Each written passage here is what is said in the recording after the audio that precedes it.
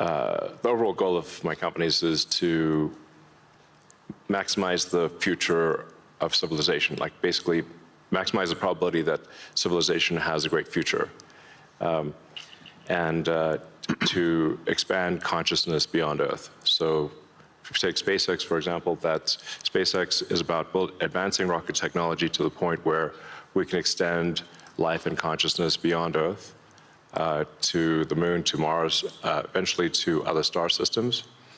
And I think we should always view consciousness, life as we know it, as precarious and delicate, because to the best of our knowledge, we don't know of life anywhere else.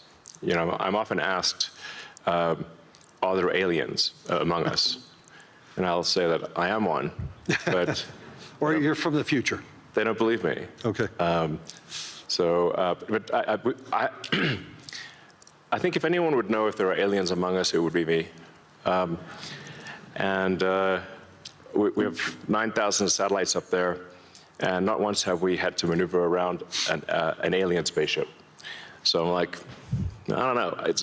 Bottom line is, I think we need to assume that life and consciousness is extremely rare, and it might only be us.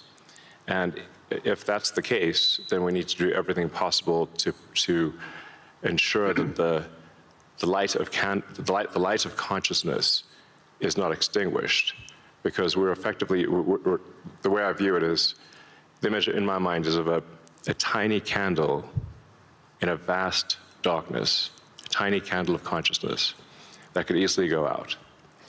And that's why it's important to make life multi-planetary, such that if there is a natural disaster or a man-made disaster on Earth, that consciousness continues. That's the purpose of SpaceX.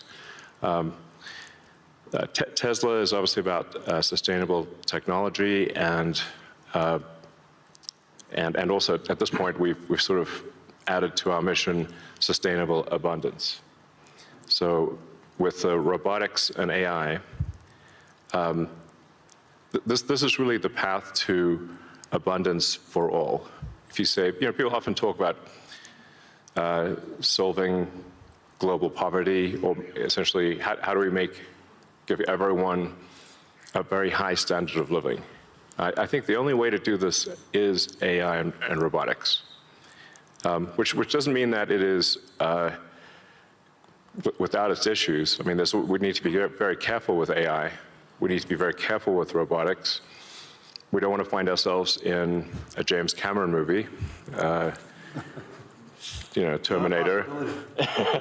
He's great movies, love his movies, but we don't want to be in Terminator, obviously. But if you have ubiquitous AI that is essentially free or close to it, and ubiquitous robotics, then you will have an explosion in the global economy, an expansion in the global economy that is truly beyond all precedent. Elon, can that expansion be broad? Yes. Or is it narrow? And how can that be created? How can it broaden the global economy? Yeah, I mean, the way to think of it is that if you have a large number of humanoid robots, the economic output is the average productivity per robot times the number of robots. Right.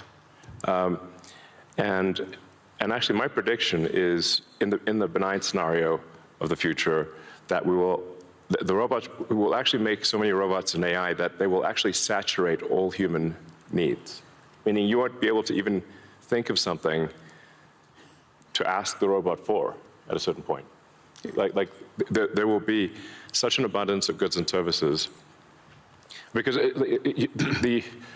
my prediction is that there'll be more robots than people. So, but how do you